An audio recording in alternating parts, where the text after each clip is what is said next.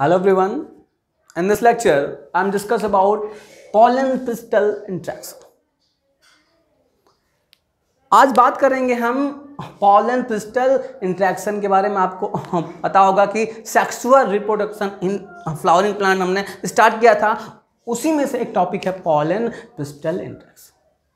जब पॉलिनेशन का प्रोसेस हो जाता है, पॉलन ग्रेन स्टिग्मा के सरफेस पे आ जाए, तो उसके बाद जो आपका पिस्टिल और पॉलन ग्रेन के बीच में इंट्रैक्शन होता है, उसे बोलते हैं पॉलन पिस्टल इंट्रैक्शन।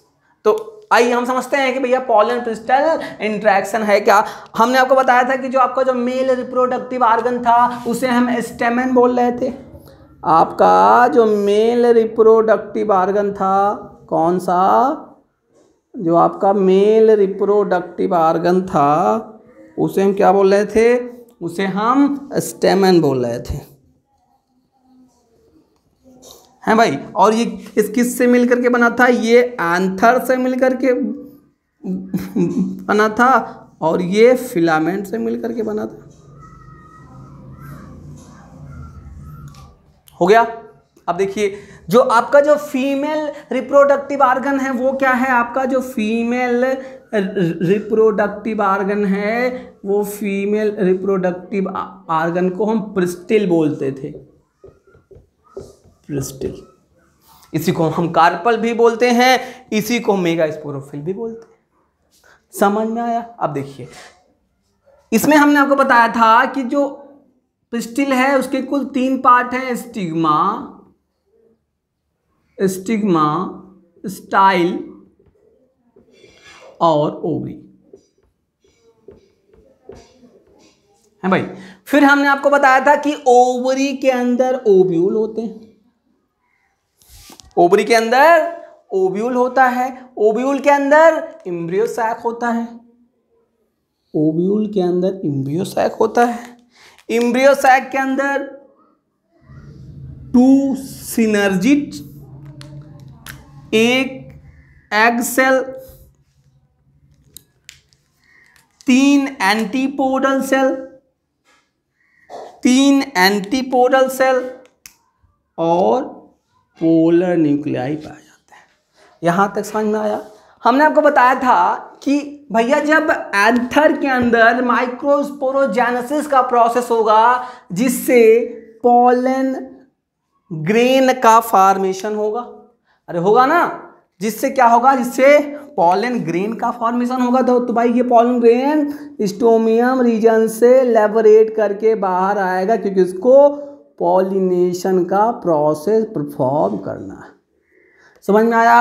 अब थोड़ा सा हम पॉलन ग्रेन का स्ट्रक्चर देख लेते हैं। हमने आपको बताया था कि जो आपका जो पॉलन ग्रेन है जनरली स्फेरिकल स्ट्रक्चर होता है, और जो आपका जो पॉलन ग्रेन था अंदर एक स्मूथ लेयर होगा जिसे हम इंटाइन हम बोलेंगे, और बाहर एक हार्ड स्पाइनी लेयर होगा।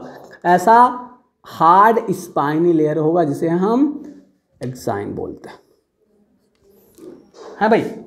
जहां जहां पे एक्साइन एब्सेंट होगा वहीं से एक प्रोजेक्शन निकलता है जिसे हम जर्म पोर बोलते हैं। ये सब हमने आपको पहले भी बता दिया है, ठीक है। अब देखिए, अब क्या होगा, इसके अंदर 2 टाइप के सेल होंगे और दोनों का अपना अपना न्यूक्लियस होगा। एक होगा वेजिटेटिव सेल जिसमें कि वेजिटेटिव न्यूक्लियाई, और दूसरा होगा जनरेटिव सेल जिसमें जनरेटिव न्यूक्लियाई।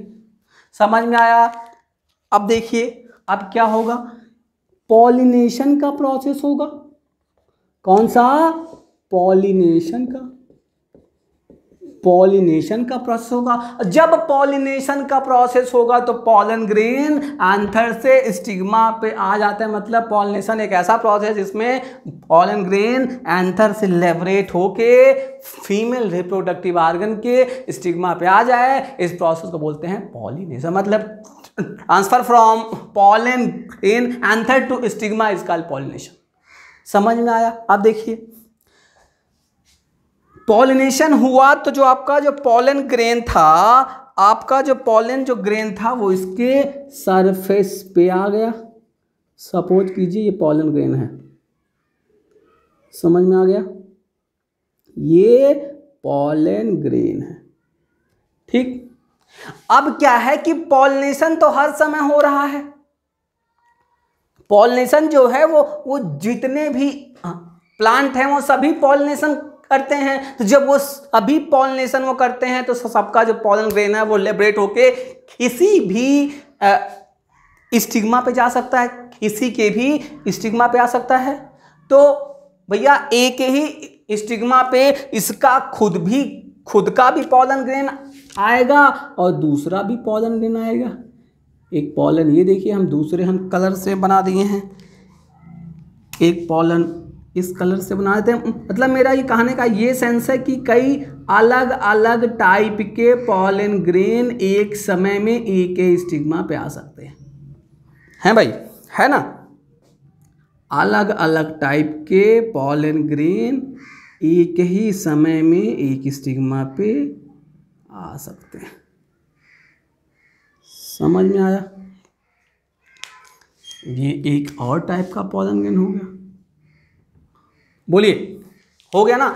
तो अब क्या है, जो ये स्टिग्मा का सरफेस है इसके पास कैपेबिलिटी होती है कि ये अपने खुद के ओन जो इसका पॉलन ग्रेन है, इसका जो ओन जो पॉलन जो ग्रेन है इसको आइडेंटिफाई कर सके।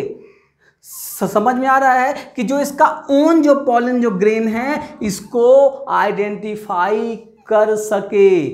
तो क्या होता है इन दोनों के बीच में, मतलब जो राइट जो पॉलन ग्रेन है और स्टिग्मा के बीच में केमिकल डायलॉग होता है, मतलब कुछ केमिकल का सिक्रेशन होता है जिससे इनको आइडिया हो जाता है कि भैया ये मेरा वाला ही पॉलन ग्रेन है। अब आप ये सपोज कर लीजिए कि भैया जो ये वाला जो पॉलन जो ग्रेन था ये राइट पॉलन है, ये वाला ये राइट पॉलन है। तो अब क्या करेगा, अब इसको ये न्यूट्रिशन देने का काम करता है और फिर वाटर भी देता है, समझ में आया। एक चीज और रिपोर्टेड है, आपको बता देना है कि जो ये पॉलन ग्रेन है आइडेंटिफिकेशन के बाद जब इसका आइडेंटिफिकेशन हो जाता है तो ये जो आपका जो पॉलन ग्रेन है अपने सरफेस से एक एंजाइम का सिक्रेशन करता है इसे बोलते हैं पैक्टेज एंजाइम। तो इसको अच्छे से नोट कर लीजिएगा, कौन सा एंजाइम है, तो भैया ये पैक्टेज एंजाइम है जो ये पैक्टिन को डिसॉल्व करने का काम करता है, पैक्टिन को हटाने का काम करता है, पैक्टिन को रप्चर्ड करने का काम करता है। अच्छे से समझिएगा, जब आइडेंटिफिकेशन हो गया तो जो आपका जो राइट पॉलन ग्रेन था, ये राइट पॉलन ग्रेन क्या करेगा, ये जो आपका जो राइट जो पॉलन ग्रेन है ये अपने अंदर से एक एंजाइम सिक्रेट करेगा जिसको बोलते हैं पैक्टेज एंजाइम, और पैक्टेज एंजाइम से सिक्रेट करेगा ये इसके अंदर जो पैक्टिन होता है उस पैक्टिन को ये डिसॉल्व कर देगा ये या फिर ये रप्चर्ड करने का काम करता है। इतना समझ में आया। अब देखिए एक और टर्म आता है कि भैया कंपैटिबल पॉलन और इनकम्पैटिबल पॉलन। तो आपको बिल्कुल नहीं कंफ्यूज करना है। ऐसा पॉलन जो राइट पॉलन हो, मतलब जो इसका जो राइट पॉलन होगा उसे हम बोलेंगे कंपैटिबल पॉलन, और जो मतलब रॉन्ग जो पॉलन ग्रेन होगा उसे बोलेंगे इनकम्पैटिबल। तो ये वाला जो है आपका वो कंपैटिबल पॉलन ग्रेन हो गया, ये जो तीनों है वो इनकम्पैटिबल पॉलन ग्रेन हो गया। समझ में आया। बोलिए एक बात और जानिए कि जब आइडेंटिफिकेशन हो गया, ये पैक्टेज एंजाइम का सिक्रेट कर दिया जिससे कि पैक्टिन जो था वो रप्चर्ड हुआ या डिसॉल्व हुआ, तो क्या होगा कि और जो इनकम्पैटिबल पॉलन ग्रेन थे, मतलब जो रॉन्ग पॉलन ग्रेन थे, ये डिस्ट्रॉय हो जाएंगे। तुरंत ही ये डिस्ट्रॉय हो जाएंगे जो इनकम्पैटिबल पॉलन ग्रेन थे। अब क्या होगा, ये जो पॉलन ग्रेन था इसको न्यूट्रिशन मिलेगा, और इसको जब न्यूट्रिशन जब मिल जाएगा तो भैया फिर इसको वाटर भी देते हैं, और न्यूट्रिशन वाटर मिलने के बाद ये जर्म ट्यूब का फॉर्मेशन करता है। समझ में आ रहा है? अरे भैया आपका ये पॉलन ग्रेन है भाई, ये पॉलन ग्रेन है, और इसके बाहर स्पाइनी सब लेयर था जिसको हम एक्साइन बोल रहे थे, और एक्साइन जो है स्पोरोपोलिनिन से मिलकर के बना होता है। इसके अंदर भाई एक वेजिटेटिव सेल जिसका वेजिटेटिव न्यूक्लियाई, और एक जनरेटिव सेल जिसमें जनरेटिव न्यूक्लियाई पाए जा रहे थे। और जहाँ जहाँ एक्साइन एब्सेंट था वहाँ वहाँ पे भाई जर्म पोर पाया जा रहा था, एक प्रोजेक्शन पाया जा रहा था जिसको हम जर्म पोर बोल रहे थे। जब आइडेंटिफिकेशन हो गया तो आइडेंटिफिकेशन होने के बाद जो आपका H2O मतलब कि वाटर था वो मिला, स्टिग्मा से न्यूट्रिशन मिला। हाँ भाई, अब जब न्यूट्रिशन और वाटर मिला तो इसकी भाई टर्जिडिटी जो है वो बढ़ेगी, मतलब ये फूलेगा, मतलब फैलेगा। तो भाई ये जो आपका एक्साइन वाला जो लेयर है ये बहुत ही टफ होता है, तो ये तो अपने को फैलने ही नहीं देगा। तो क्या होगा कि जहां जहां पे एक्साइन एब्सेंट होता है, मतलब जो जर्म पोर का रीजन है वो इनलार्ज कर जाता है और जर्म ट्यूब का फॉर्मेशन कर लेता है। समझ में आया? बोलिए। ये जर्म ट्यूब का फॉर्मेशन कर लेता है। अब हम इसको आपको इसके अंदर दिखा देते हैं, अच्छे से समझिएगा।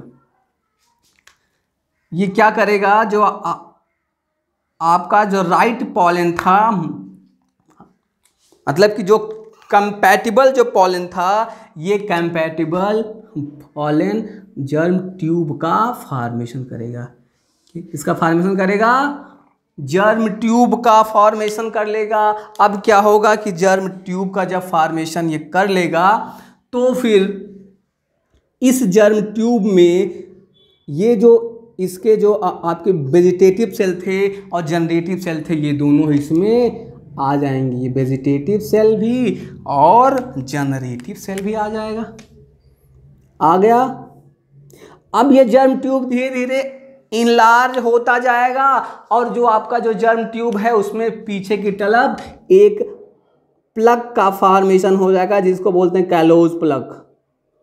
समझिएगा, जिसको बोलते हैं कैलोज प्लग। अब भाई इसका फॉर्मेशन होना क्यों इम्पोर्टेंट है? इसका फॉर्मेशन होना इसलिए इम्पोर्टेंट है कि अगर ये हार्ड सरफेस हो स्टिग्मा वाला, तो इधर से जब फोर्स ये लगेगा तो ये संभावना है कि जो आपका ये जनरेटिव सेल था ये पीछे ना आ जाए, इसको तो आगे ही रहना है, इसको आगे ही रहना है ना। तो इसीलिए ये प्लग का फॉर्मेशन होता है कि अगर कोई फोर्स नीचे से आगे भी पुलिंग फोर्स, तो फिर जो आपका ये जनरेटिव सेल है ये वापस ना आ पाए, तो इसलिए यहाँ पे कैलोज प्लग का फॉर्मेशन हो जाता है जर्म ट्यूब के अंदर ही।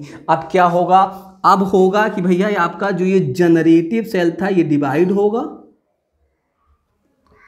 होगा। इसमें कौन सा डिवीजन होगा? इसमें माइटोटिक डिवीजन होगा, जिससे कुल दो मेल गैमेट का फॉर्मेशन होगा। इतने मेल गैमेट का, जिससे कुल 2 मेल गैमेट का फॉर्मेशन हो जाएगा। जब 2 मेल गैमेट का फॉर्मेशन होगा तो फिर आपका जो पॉलन ग्रेन था, फिर आपका जो पॉलन ग्रेन था, ये पॉलन ग्रेन इनलार्ज कर जाएगा। फिर पॉलन ट्यूब जो था इनलार्ज कर जाएगा, और जब पॉलन ट्यूब इनलार्ज कर जाएगा तो क्या होगा कि भैया जो आपके मेल गैमेट थे, ये दोनों मेल गैमेट यहाँ पे आ जाएंगे। आ गए। अब ये एग से फ्यूज करेंगे, और एग से फ्यूज करके जाइगोट, फिर जाइगोट से इम्ब्रियो, और इम्ब्रियो के बाद फिर सीड का फॉर्मेशन कर लेंगे। और जो आपका जो दूसरा मेल गैमेट था, ये दूसरा मेल गैमेट पोलर न्यूक्लियाई से फ्यूज करेगा, जिससे कि इंडोस्पर्म को बनाएगा, जो ये डेवलपिंग इम्ब्रियो को न्यूट्रिशन देने का काम करेगा। समझ में आया? तो पॉलन पिस्टल इंटरेक्शन ये कहाँ से कहाँ तक के पार्ट को कहेंगे? जब पॉलिनेशन के बाद जो पॉलन ग्रेन था वो स्टिग्मा पे आ गया।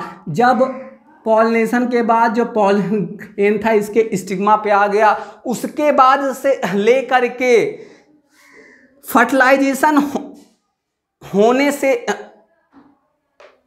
पहले जितना भी जो प्रोसेस है वो पॉलन क्रिस्टल इंटरेक्शन के अंदर आता है। समझ में आया?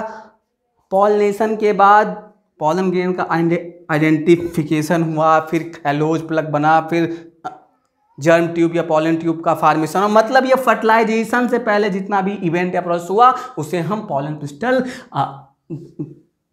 इंटरेक्शन के अंतर्गत आ। तो कभी भी अगर पॉलन क्रिस्टल इंटरेक्शन करके क्वेश्चन आए तो आप पॉलिनेशन के बाद का जितना भी प्रोसेस है फर्टिलाइजेशन से पहले इसको आप बता देंगे। समझ में आ गया?